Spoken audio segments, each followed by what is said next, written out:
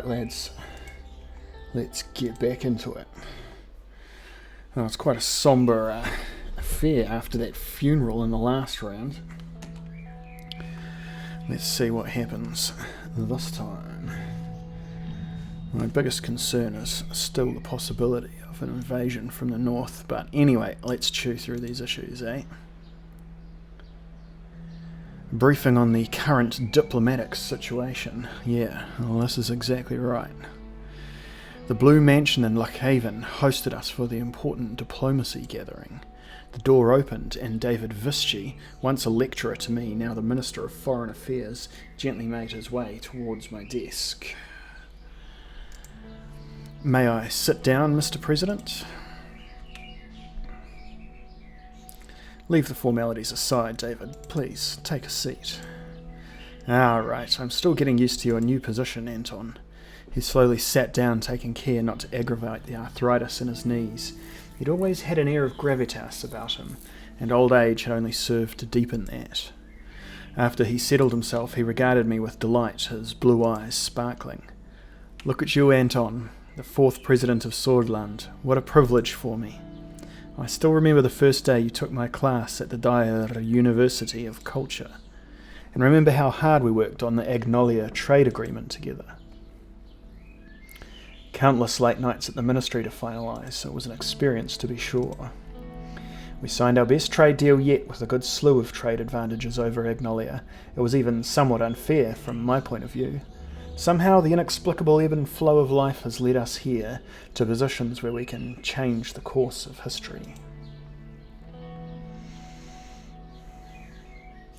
This is our opportunity to shape the future, and we will do precisely that. I'm looking forward to our new foreign policy.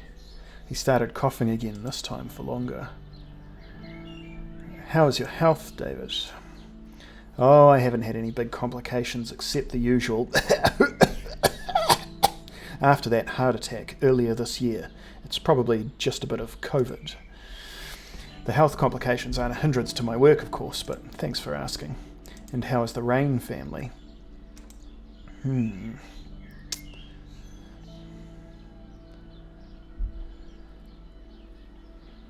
We're slowly getting used to the routine.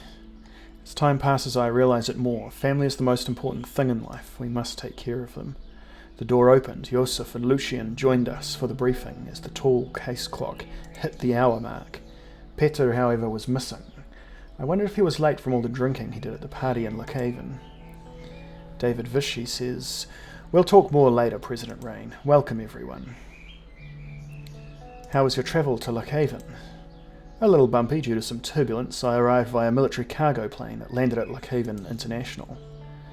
I took the train. It was a little slow, but I can still recommend it for the beautiful landscape. I also had the possibility to work on a couple of things during the ride. From what I have learned, it will be much faster in the future when L1 high-speed railway is finished. Exactly. It will hopefully be one of our major achievements. Well then, since Mr. Vector doesn't seem to be coming today, I think we are ready to start. I will start by providing a brief overview of our current status with our neighbours. What would you like to start with? Agnolia, Valgsland, Valen. I'm going to go with Agnolia, seeing as they're the one that we had a recent communique from regarding our trade policy. Our brotherly nation to our northeast, Agnolia, they're still diplomatically non-aligned and probably has one of the most democratic systems between our neighbours. Economic stagnation is a worry for them. Their primary issue is their heavy reliance on foreign investment from us. Fantastic. Agnolia is our most friendly neighbour. We have been allies for the longest time. After Rumburg annexed Dom, this fact needs to be part of the equation. Unsurprisingly, the Agnolian Prime Minister Martin von Heuthen is expecting better cooperation through a new, fairer trade deal with us. It was one of his election mandates. Now, Agnolia, that is the one that we're talking about. Alright. We'll think about his request. The matter is still on the table. A more comprehensive trade deal sounds beneficial to all sides. We should maintain the existing agreement. We can't lose our advantage. Alright, I'm going to aim for a more comprehensive trade deal because we may be offered the option to make them take a more aggressive stance on our enemy to the north. And if that's not an option, the game seems like it offers us the ability to backpedal occasionally, so I don't think that this will pin us down too much. If I thought we couldn't back out, I would take the first one, of course.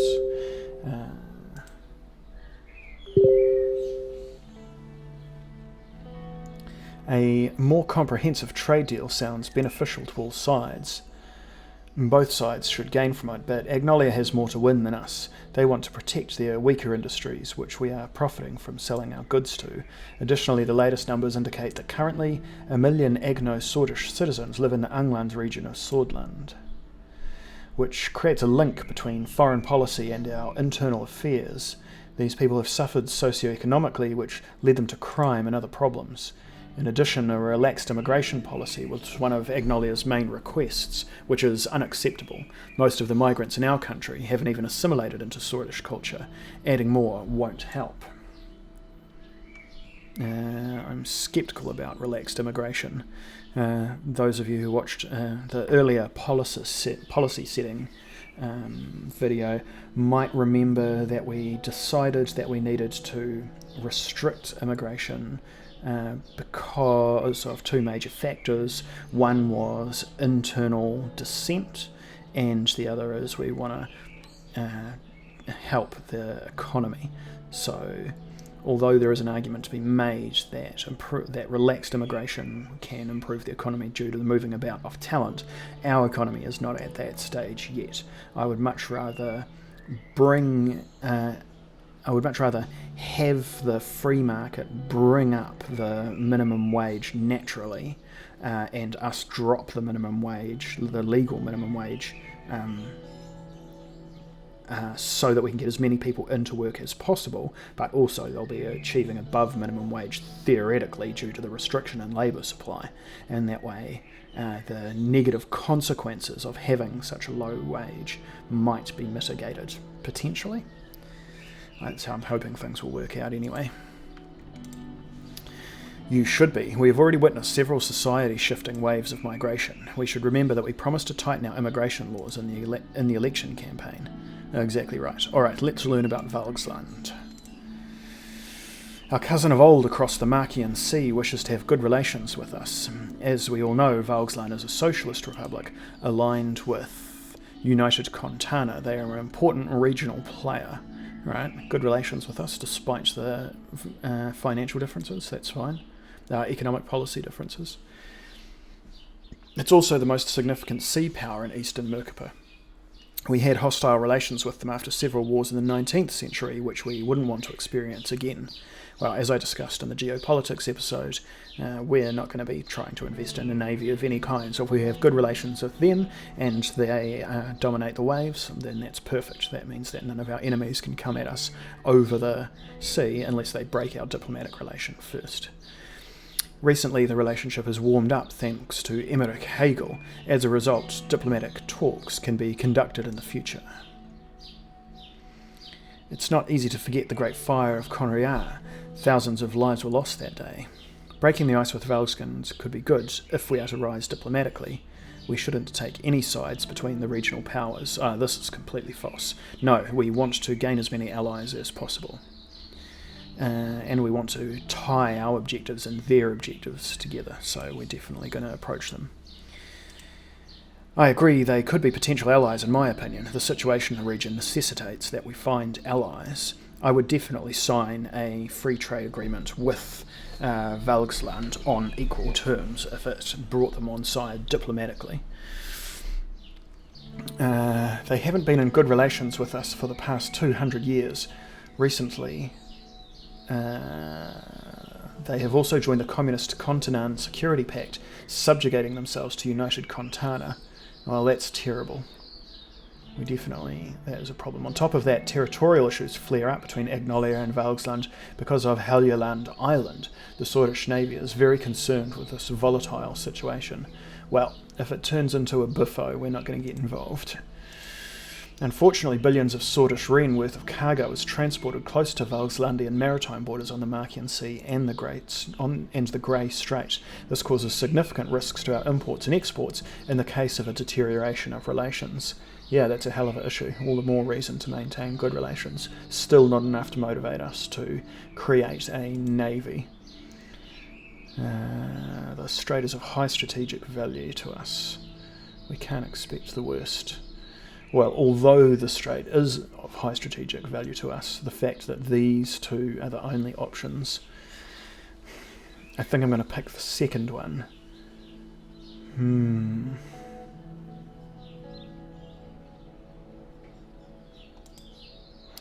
Yeah. Joseph, the Navy is keeping an eye on the situation from a distance, right? We are actively monitoring the sea routes and cargo ships. For now, there is no immediate threat, but we don't know what can happen in the future. And what's the latest situation in Valen? It's tumultuous in the south as always. Victor Schmalak is expanding his powers among protests from Vezek people. However, he is quite positive about a normalisation of relationship between our countries. That's good. Peace if possible. Reports indicate that they have been warming up to continent international aid. As you know, Valen's stability was always a concern for the region. But if we want to help them, we must not treat refugees like we did in the 30s. I still can't stomach the inhumanity of what those people suffered, I assume they meant. A trade agreement with them would improve stability and increase mutual trade. Yeah, true. Why help such a disorganised state? Not sure about what we can do to help them. Swordland paid enough by housing millions of refugees during the Phelan Civil War. No more. Alright, trade agreement, that's the one we're going to go for. There would be many bargaining chips discussed, but Valen could be a new partner in the region. We could also invest in stability there. Well now, if we can bring them on side, and again use the trade treaty as bait to draw them into a military alliance, that will help guard our flank against our northern enemy. Even though they don't sound like they're particularly useful, but at the very least the fact that they'll be present will have some strategic consequences for the negotiations, should they arise. Our main goal should be to avoid a refugee crisis like the late 1920s. That civil war had major security and economic repercussions on Swedish soil. One of the demands of President Schmalak was to tighten our immigration laws so the political refugees don't escape to Swordland. There has been a recent purge that pushed many Bludish to flee to Bergia. It is definitely troubling. Gumran Outpost has regained its importance due to this. I'm sure you would remember that winter at the border post, Mr. President. He was right. I did remember that winter. I remembered the despair in the refugees' eyes when we forcefully escorted them back to the Valen border. It is in our national interest to prevent the formation of a failed state on our western border. That's right.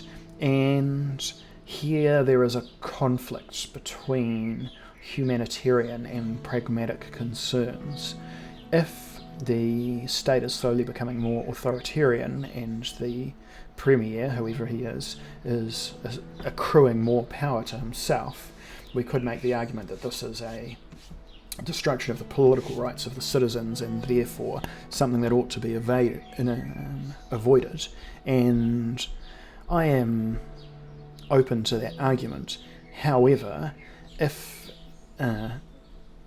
stability, I would put it to you that stability is more important at this stage, because with a lack of stability they could fall back into civil war again, which would be even worse than the loss of their political rights. Although, absolutely my preference would be if, as a state, if they are our political ally, that they are stable, wealthy and free. That would be the ideal scenario. So that's what we're going to try and aim towards.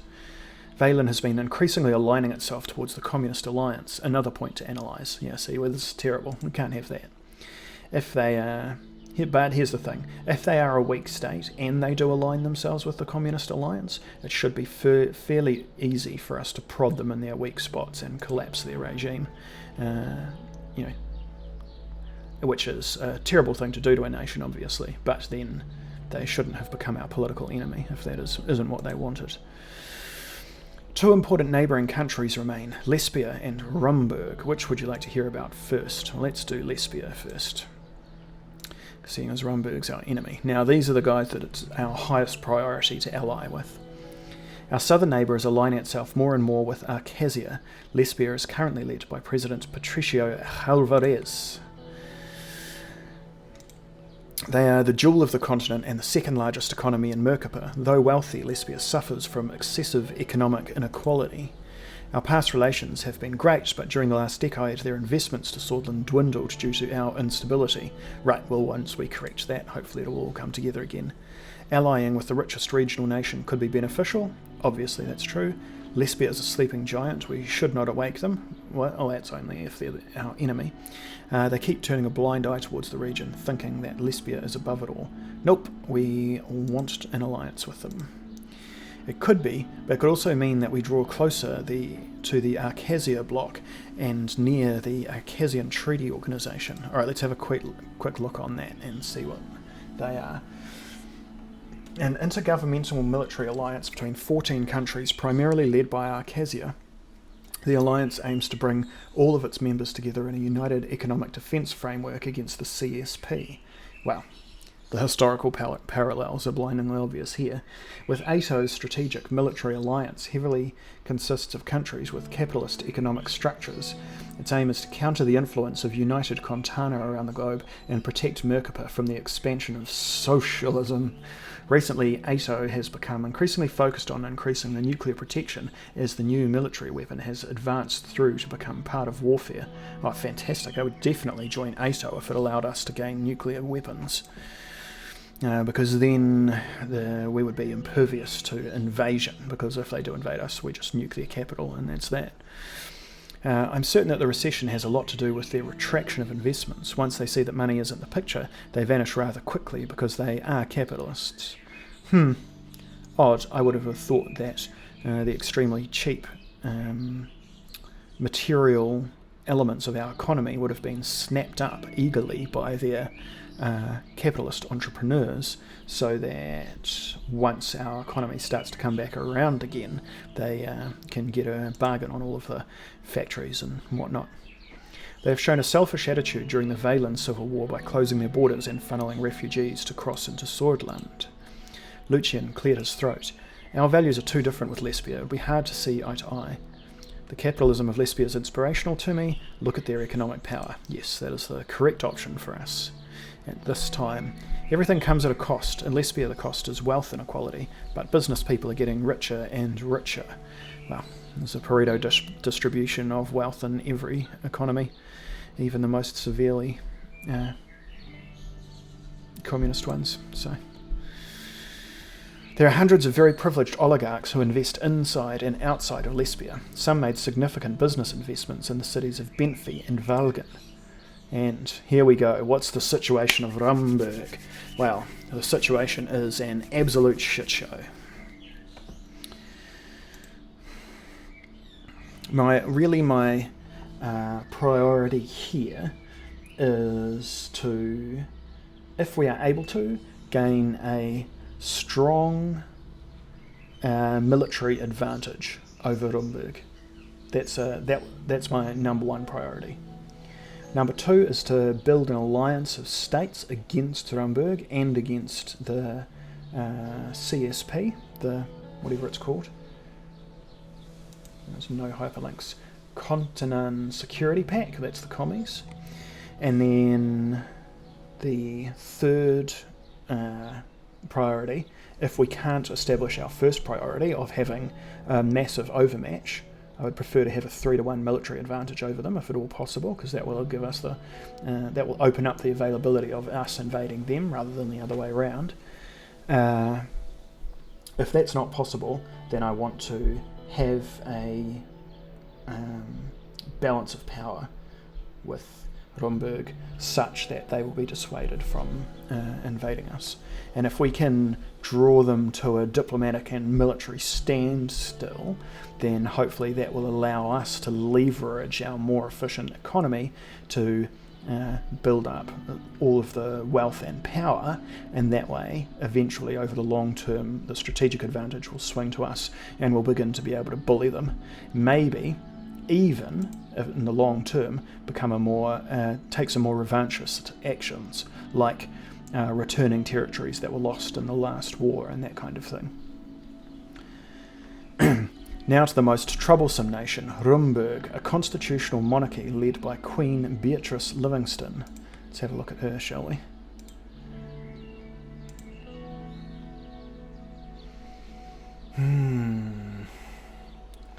Alright, I'm not going to read all of that one. I highly advise caution and calculated action against Rumburg. Our military must be prepared. The threat is real. Yeah, thanks for letting us know that you're up with the play there, Lankia.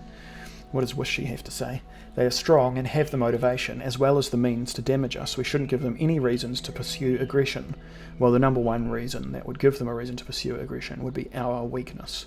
Remember, this is not a moral decision. This is a purely strategic decision. In international relations, morality doesn't really exist. These are power calculations. I will take your advice into consideration. Rumburg is and always will be a rogue state. Nothing can be done about them. We must prevent them from interfering in our affairs. I think I'm going to go with number 3 here. I agree with the first part of number 2. Rumburg is and always will be a rogue state. That's totally fine. I'm happy with that. But nothing can be done about them? Completely false. What can be done about them is we can produce a huge number of T-34s, line them along our border, and then use movement of armoured divisions to smash their invading infantry columns. I will take your advice into consideration. We shouldn't give them any reasons to pursue aggression. Yeah, see, this is capitulationist talk, so I'm not going to take this. This is exactly the kind of backsliding and dithering that could lead our foreign policy crew to moving into a, what's the word for it now? Not capitulationist.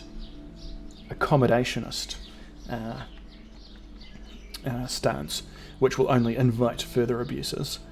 And anyway, we do know that they are operating political units inside our country as a way of softening up the countryside prior to invasion.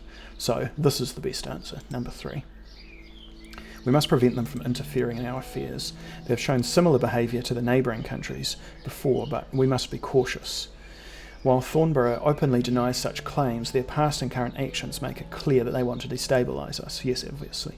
The weapon caches found by intelligence agency clearly shows what their goals are. Our military must be steadfast and our diplomacy valiant. I completely agree.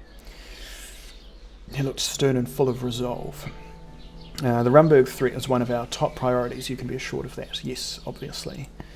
We are always in dialogue with our Rumburg ambassador to make sure... to make sure a channel is open to solve disputes.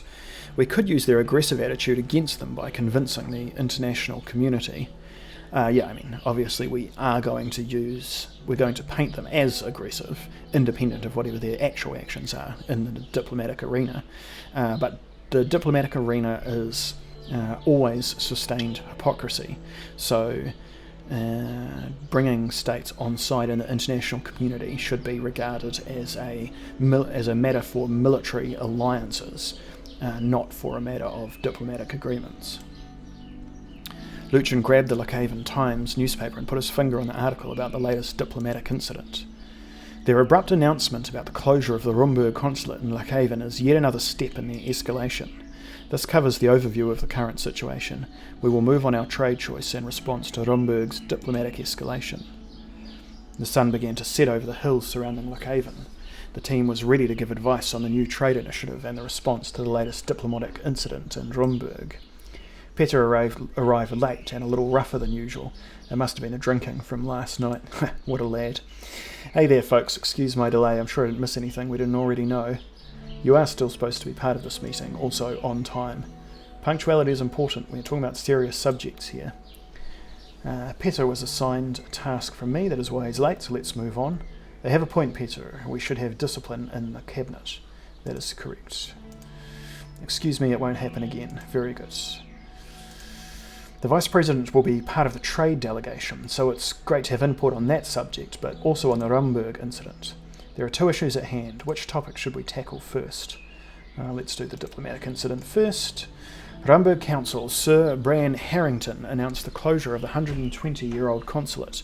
Now their diplomatic staff is leaving this city to go back to Thornborough. He blamed the lack of security in Swordland due to the assassination and the subsequent protests, but it's obvious that they are making excuses. Yeah, I completely agree. Bastards! First they close their consulate, and then they blame our security. The security situation is under control. They are playing with us. Their concerns could be genuine, but this reaction is unnecessary. I mean, the security situation is under control? No, when MPs are getting assassinated. That's not really accurate. However, they are playing us. So this is a completely cynical manoeuvre on their part. They don't care about security concerns because they have their own independent security. They're a diplomatic diplomatic station. Their concerns could be genuine, but this reaction is unnecessary. Well, like I said, their concerns aren't genuine. Alright, I'm going to go with this one. Isn't it telling when other countries are working with us while Rumburg is just cutting more ties with us? The neglect of President Alfonso and the chaos of the elections delayed our diplomatic efforts. Now there are only 2 Rumburg diplomatic missions left in Swordland. One is the consulate in Dyer, and the other is the embassy in Holsword. We are accustomed to the usual rhetoric, but this is far more serious. I must display strength to my people. We can't be pushed around. They are bluffing. We are used to it by now. Yeah, that's the one. What's our analysis? One is the consulate in Dyer, and the other is the embassy in Holsword. Yeah. All of this may be a calculated plan of action to push us to a corner and act irrationally. Well, this is my fear. They might be looking for a casus belli and are slowly spiralling downward to find reasons to wage war. That's exactly right. As I've said in previous videos, we are in an escalation ladder with Rumburg. So we're now in a period of brinksmanship. They'll take a step closer to the edge, we'll take a step closer to the edge. They'll take a step closer to the edge, we'll take a step closer to the edge. And we'll both try and bait the other one into starting the conflict. Or preferably even standing down. That would be ideal.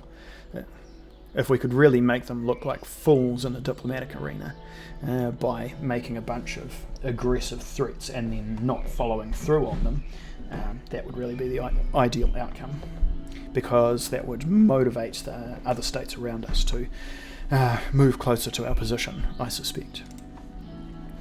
Lankier was furious. He barely kept himself from slamming the desk.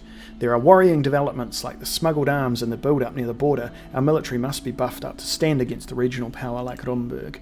We either respond to this aggressive act with a diplomatic condemnation, or we retaliate by closing our consulate in Dom. I want to say that an escalation would be risky this early in our presidency. We should focus on creating a negative image of Rumburg in the international scene. Gallardo might be right, but I would still like to do something that's just one step slightly worse than closing of the consulate. The people of Swordland must be protected no matter the cost. I say we respond equally. Retaliate by closing the Swordland embassy in Dom. They think they can bully us? They were never so wrong. Right, now see, all of these negotiations are currently happening, all of these decisions are being made without me having access to a brief that actually estimates their military power and our military power. If I had access to one of those, then all of this decision making would be completely different. If they were stronger, I would play a completely different hand. If we were stronger, then I would play a different hand. As it stands, I'm assuming that we're relatively even, so that's what I'm going with. But normally I would never enter into these sorts of negotiations without having access to that variety of information on hand. I would expect my Minister of Defence to be present and to provide me a detailed breakdown of our strengths and weaknesses in regards to a potential invasion. Write an official diplomatic response condemning this unreasonable act. Declare that Rumburg aims to destabilise Swordland and the region.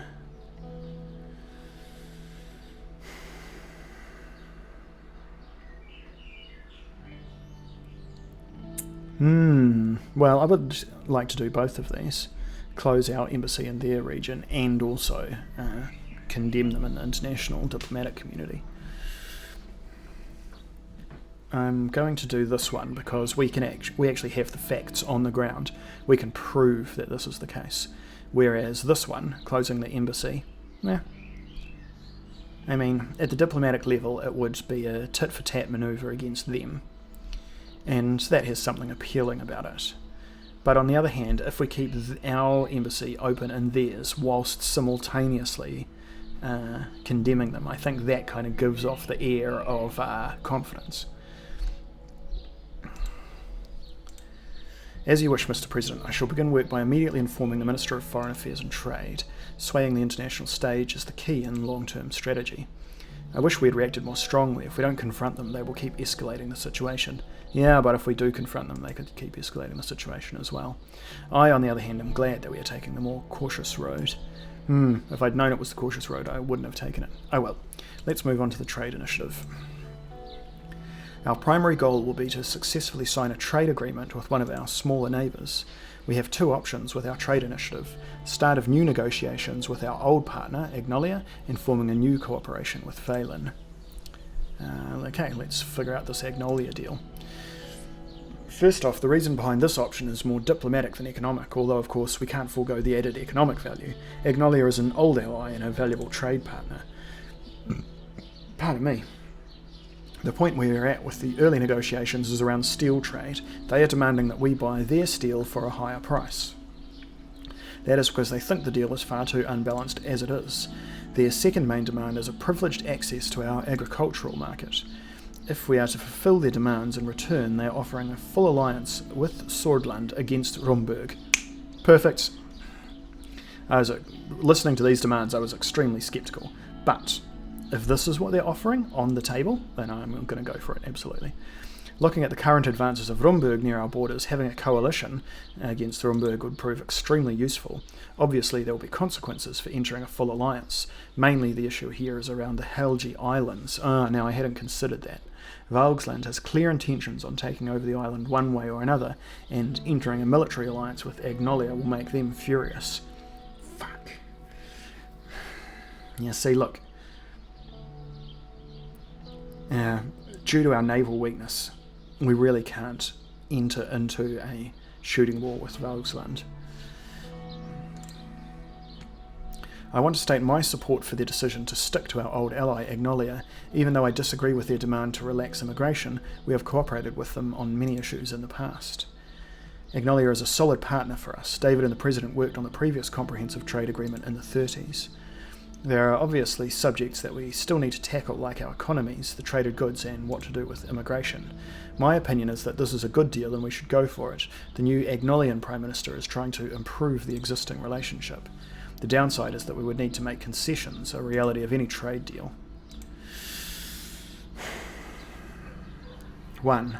I would be open to creating a new agreement that would satisfy all sides. 2. I don't want to give any concessions to them. 3. We can't position ourselves against Valgsland.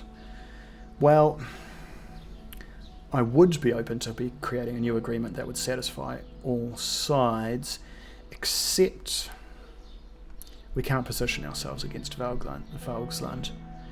Geopolitically speaking, or in terms of the priorities of our nation state, the geopolitics of having a naval hegemon on our border, able to just sit off the coast and pound your cities to dust in a dust-up, trumps our ability to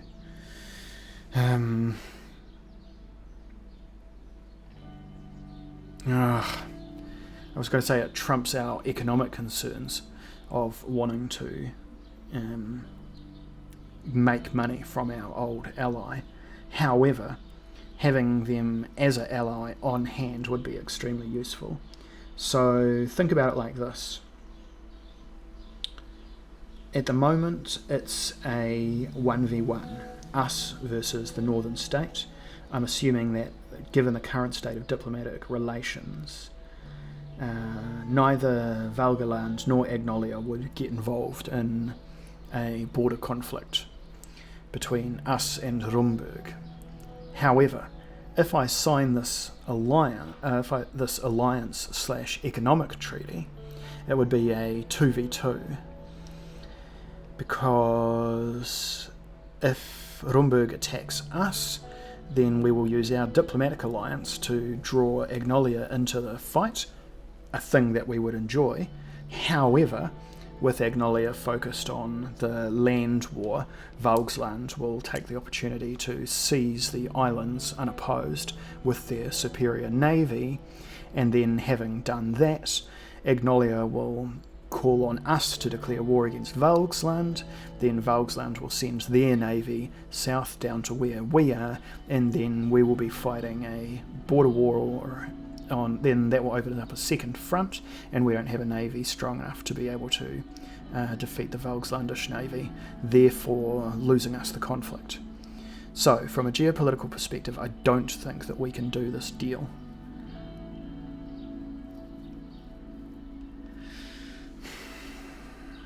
I would rather fight Rumburg alone than fight Rumburg and Valgsland with Agnolia as our only ally, because our ally will be weaker than Rumburg's ally. That's my analysis. Alright, no, we can't fight against Valgsland. That is certainly a valid reason. Yeah. Good thinking, Wishy. Give you a raise.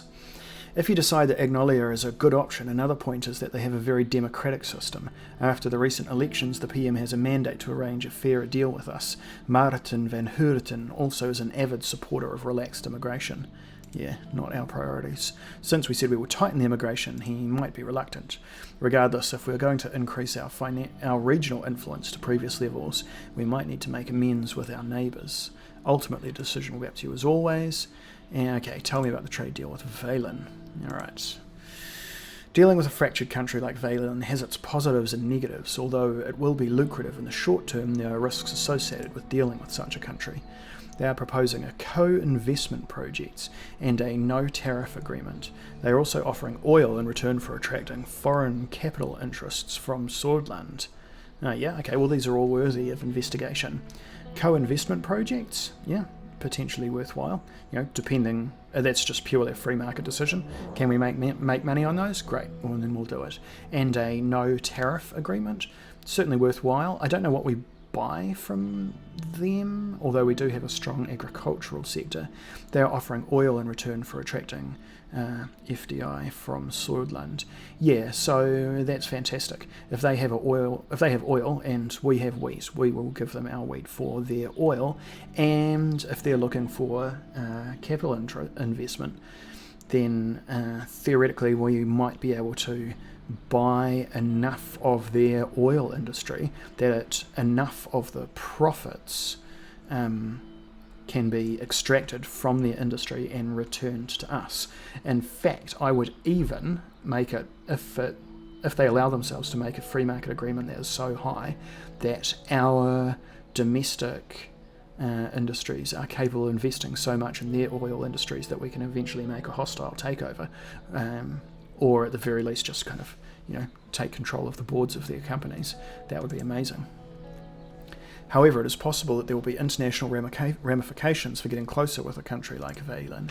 All in all, this is a very lucrative deal for us. However, we need to think about the consequences. Joseph Lankier says, I certainly don't support the decision to become friendlier with Valen. We carried their burdens for decades. Their migrants flooded our country, and now they are expecting a deal from us. Maintaining influence with Valen could prove useful. Yes, it's risky, but think about our influence on an underdeveloped region like that. We could also sell more products and enter their market easily. Great. I am of the opinion that it's simply too risky. Yes, we would gain resources and immediate capital, but I'm afraid of the consequences.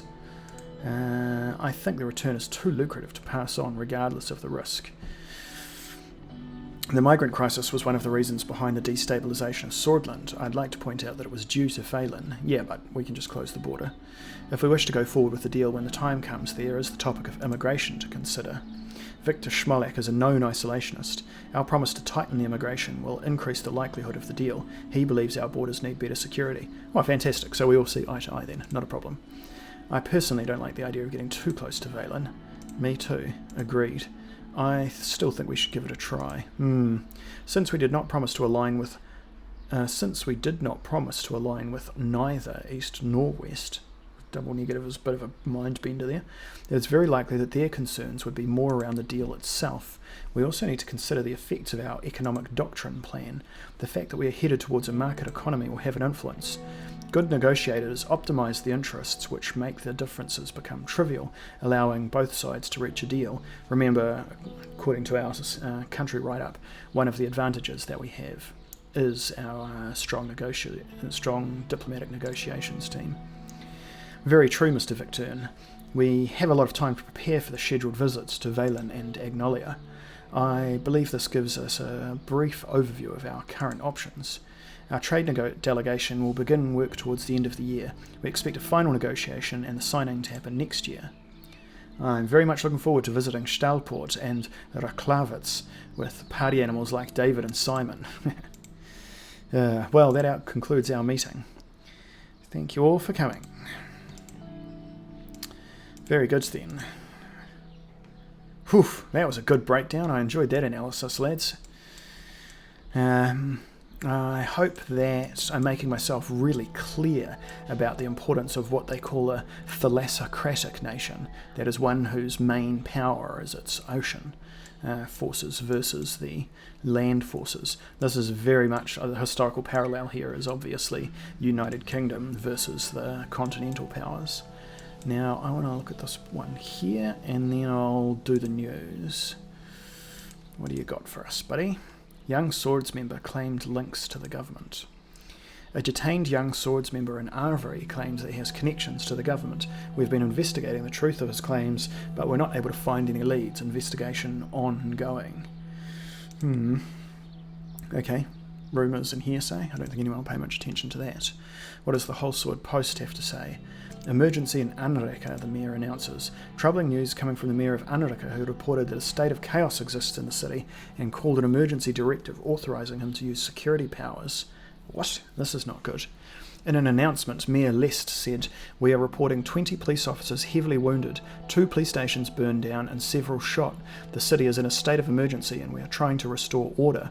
The local gendarmerie began assisting the mayor after the emergency request was made. The armed units are now securing critical junctions and key infrastructure like power stations, hospitals and the municipality building. Local NFP leaders have announced that they will assist the local enforcement with the task of keeping the streets safe by reporting violent dissenters, a statement criticised by the local PFJP official." Interesting. Not happy about that. Definitely send in the militia if necessary. No doubt about it. This, see, a proper destabilisation here could mean, especially if we don't end up signing up with Agnolia, could mean that Rumburg could invade. If Arvery is incapable of defending itself because of all of the civil strife, a straight cut from Saarburg to the coast will cut off all of that is behind, and then that will easily fold, and then we'll be fighting across this front here. Alright. Yeah, I don't much like the looks of that. Because then we'll be in a bulge and they'll be attacking on all sides. Having said that, is Zarbara their capital? Nuremberg, let's just see. Oh, hello. I didn't realise that we could click on these little country coins and get the full breakdown. Okay. That changes things. Okay, I'm going to come back and look at this in just a second. So we dealt with that, didn't we? Alright. Yeah, this is more of a priority than the news right now. Let's have a look. Okay, Kingdom of Rumburg. Fear God and honour the Queen. God, I wish I had read this, a couple of videos ago. Tut, what a noob. That was not a pro-gamer move. Rumburg is a vast kingdom located in the cold north of Merkapa. The territorial issues surrounding the country give it a bad reputation.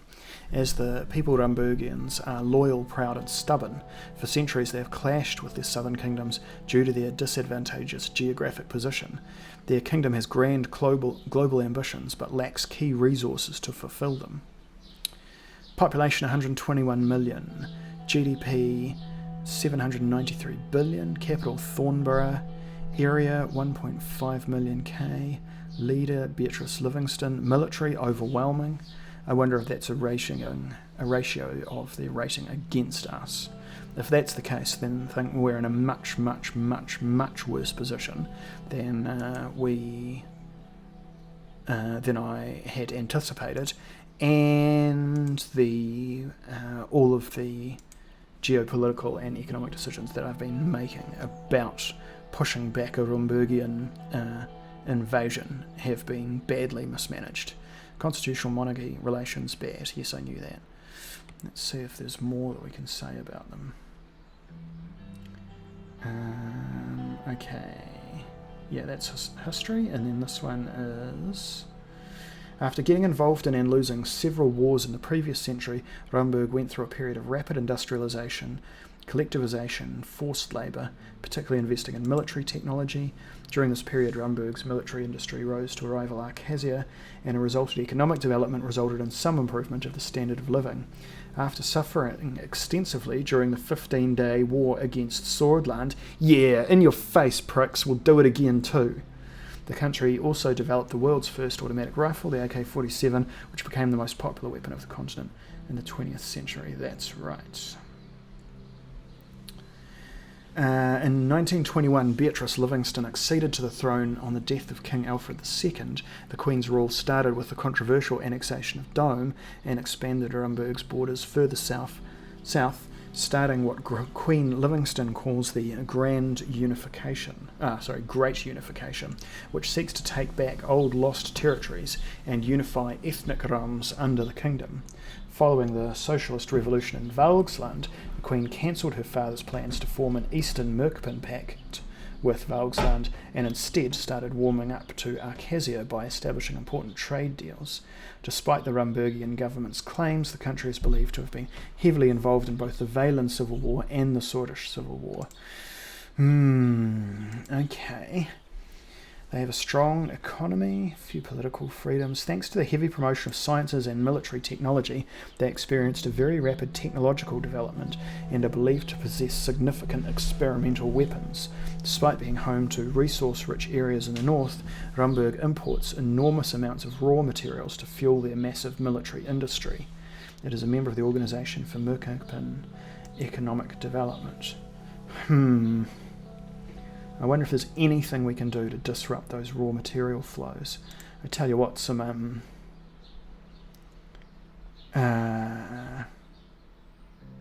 market bans on those sorts of things would be great. Very unhappy about discovering the overwhelming power of their military, though. Well, that only further prioritises our remilitarization. Alright, I'm going to rip through the news and then we'll wrap it up. Welfare issues of Narbel. Yep, I bet there are. That's bad. Unrest continues. What are they saying in the Radical? We need democracy. What's happening in Geopolitico? The response to the Rumburg consulate closure in Lockhaven was quick. The Ministry of Foreign Affairs sent a strongly worded official diplomatic condemnation letter accusing Rumburg of destabilising Swordland and the surrounding region. Several nations have made supporting statements for Swordland in the Alliance of Nations. Good. It is clear this letter is not just directed at Rumburg, but to all surrounding countries observing the serious situation. That's exactly right. Alright, well, in between now and next vid, I'm going to have a good hard think about what we can do to remedy this situation. That is Dome there. That's the area that they captured off Agnolia in the last war. And What did we say their capital was? Was it Zarborough?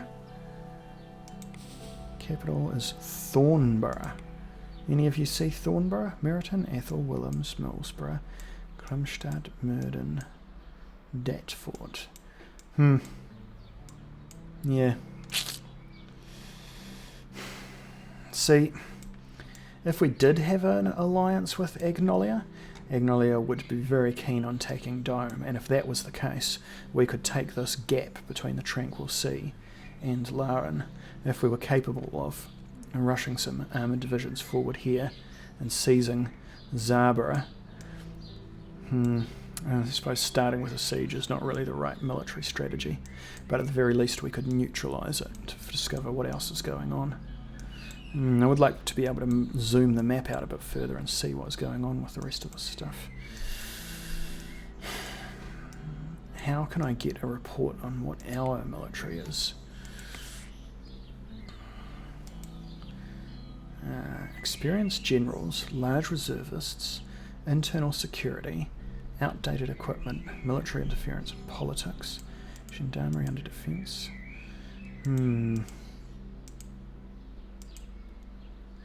Conscripted force.